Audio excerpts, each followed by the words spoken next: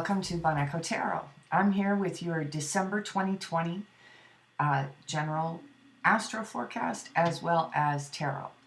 So I'm going to start off with the astro report and then jump into the tarot after. There's three main dates that I'm looking at for everyone for this month, and that is, it actually started November 30th, and that was the full moon lunar eclipse in Gemini. So around that time you may have found, because I'm actually recording this, I think it's December 9th today, but you may have found around the end of November that you were letting go of a toxic community, group of friends, and that the healing around this was around your self-worth. So you may have sold yourself short with some of the people in your little tribe. Authenticity is becoming more and more important to you. So so that's a great thing. What you'll find, Leo, if you take a look at my report for the collective, it talks about a lot of the themes that we're all working with, but because each one of us are different signs and we have a unique blueprint from our own personal charts, it's going to affect each one of us differently and put the focus and the emphasis on different areas. So for you, if it's community, it's likely happening in your 11th house. So so that's November 30th. For December the 14th, that's going to be a solar eclipse in Sagittarius. And Sagittarius energies are quite light. Much like yourself, it's very much in the zone for you. What this day is likely going to bring, or usually the gate around these events is about 2 to 3 days. So you could be feeling it, or it could trigger something, but then the event won't actually come to a culmination for another couple of weeks afterwards, possibly even months. So so with the Sagittarius energies, you'll be finding that you're more grateful, that gratitude becomes more important, and joy becomes a priority. So so really this seems to be the pattern for the collective. It's evaluating what's no longer working in your life and letting it go so that you have space to create something completely new. The energies that we're coming into in 2021, we haven't felt these energies in many cases with all of the cycles of all of the planets for about 800 years. And then there's other cycles and circles within those. So so by the time you get to the solstice, which is December 21st, all the cool kids are talking about this one because we have a Jupiter-Saturn conjunction in Aquarius. And so this is what many astrologers are calling, a threshold into the age of Aquarius. So we're going to be feeling very different energies next year, and you'll hear all about that in my collective reading. So on the 21st, for you though, Leo, you can kind of see that it's a progression. On the 30th, you're letting go of a toxic community. You may be having epiphanies around your social circles. And then on the 14th, you're actually lighter. And, after letting go, you may have been forced to let it go against your will. But ultimately, things are lightening up. And then by the time you hit the solstice on the 21st, and this conjunction, it's actually an opportunity for you to find freedom within your relationships. So if you've been feeling really tied down, that sort of ball and chain kind of dynamic for a long time, that's all changing. And so those are your astro notes for December 2021. So Leo, I'm going to jump right into tarot. I'm using my Klimt deck for the first spread, and I think I can do it. If you watch the other videos, you'll see that I think it was Aries that I completely abandoned my 9-card spread and just went straight to the Celtic Cross. So for you other tarot readers out there, for those of you who are in the know, yeah, so at any rate, let's get your cards down and see what December has in store for Leo. Ooh, bunch of cards. And there's that. Okay. Oh, there's another one. Oh, let's get another 2. 1 and 2. All right. So what are the energies surrounding your situation? Oh, somebody else got this. This would be Temperance. It's a beautiful deck, this one. I love it. So Temperance, there could be a Sagittarius somewhere in your world, or this solar eclipse, the sun is your ruler, may have a significant effect on your life. So Leo, what were the energies that are bringing you into this moment? Wow. Okay. So you may have had something recently happen where messages were coming in very quickly, but you were in kind of a resting place, and you may be reuniting with family, and or there may be preparations to do so, or you could just be preparing to get together with family over the holidays. Oh, look at you, Leo. This is great. So we've got the 6 of Wands, the Empress. Look at you. Okay. And Death. Okay, so let's see here. We have the 6 of Wands. That's a pretty card, which is the card of success. And with the 6 of Wands, it's the kind of success that's recognized by your friends, by your peers. You could be experiencing a success at work, and you're feeling really abundant about it. You also could be dealing with your mother in some respect, as the Empress is in the center of your reading, or it could be a Taurus or a Libra. It also could just be the energies that you're embodying, that with this flurry of activity that's happened in the recent past, has got you feeling really empowered and standing in your power. So maybe you've already had your situation with your community where you gained a sense of empowerment by communicating, by taking a break, by spending more time with your family, because we have the Death card. So there are ending of cycles for you, absolutely. So what do we have coming up in the future? I've got this fancy little light here that responds to my touch. It's kind of fun, but when I wanted to stay on, not so much. So we have the 6 of Cups. So this could be a soulmate. This could be somebody from your past, maybe a childhood friend who you're going to get together with. Although we've got the 5 of Cups, so there may be some sadness and disappointment about that. And then we have the Emperor as your last card. So this could be, the Emperor right here. So there could be a situation with an Aries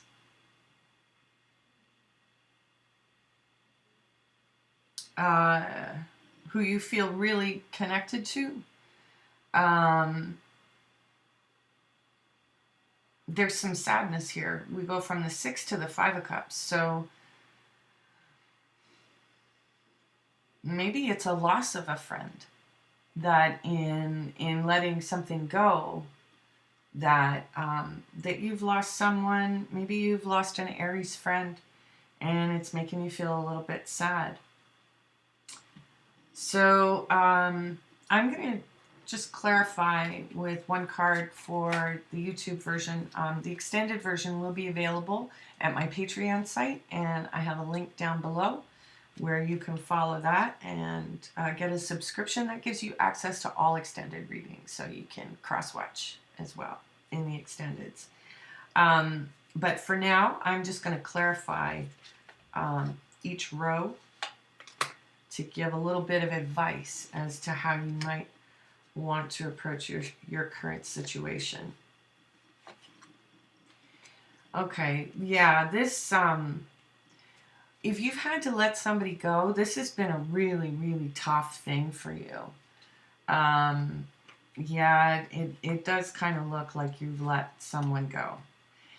It was kind of, your previous situation was filled with drama and a lot of stress, and you kind of, got to your end with that, and you've moved to calmer waters, and you're kind of cutting them out, one by one. If they don't fit into your new paradigm, then they don't fit in. But that doesn't mean that you're not going to feel a sense of loss, and that may weigh on you a bit. But we'll go a little deeper on that once we hit the extended reading. So, what shall I do next? What have I been doing? Right. So, we're going to do love and relationships now. This is kind of a mini version of what I like to call my relationship diagnostic reading. So, what I am doing is I'm pulling a card for the feminine, or for you. And if you're masculine, that's fine. Let's just call it you. When I'm sitting and doing a reading, sometimes it's different depending on the context of who I'm reading for. So that's for your person. And then that one will be the relationship. So the surrounding energies, it's about independence for you, which then slides into that theme of how you're going to be feeling by the time you hit December 21st. So you may really be finding a new sense of strength in your independence and in your individual nature.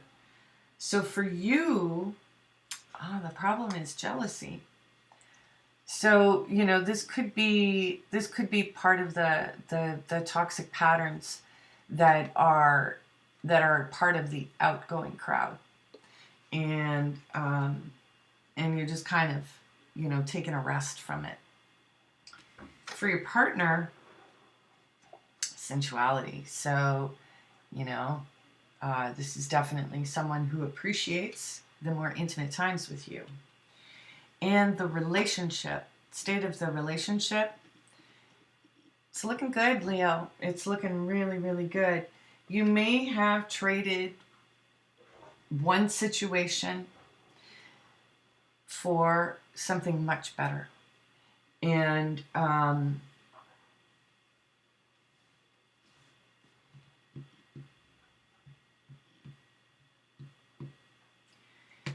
but you may still have issues around jealousy.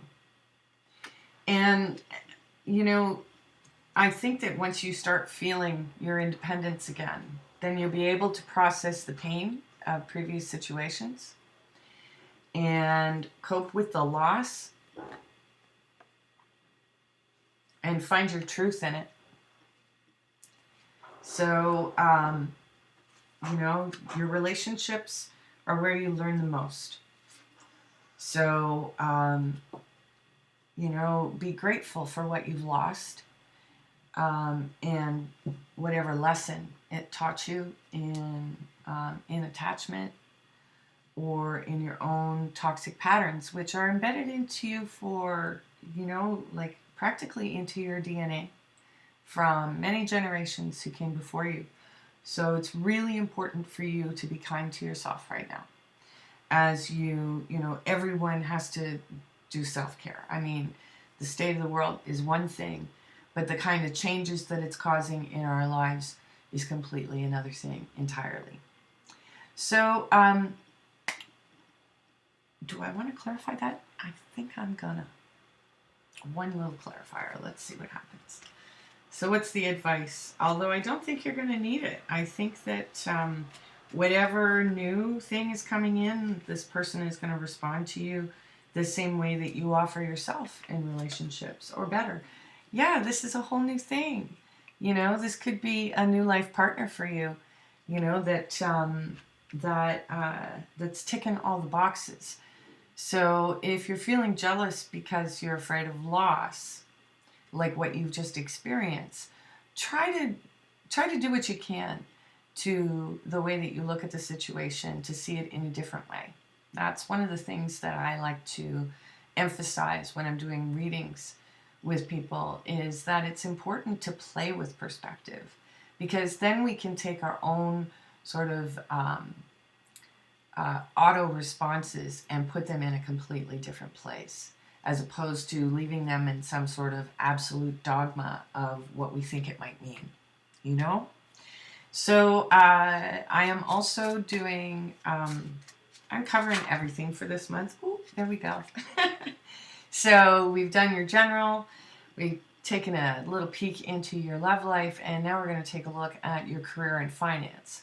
And for this, I am using the Distant Early Warning deck, which was created by Marshall McLuhan in 1969. So it's not something you see every day, and it's my most prized card deck in my collection.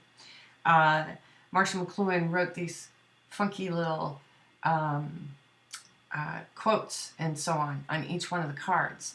So I'm not going to really interpret that too much. I'm going to lay another card on it to clarify just for you, but it's really up to you as to how you want to receive it. So what does Marshall have to say for your career and finance life? Is there a life before death? And you've got the Five of Hearts, which could be interpreted like the Five of Cups. So, you know, you also could be dealing with the death of someone too.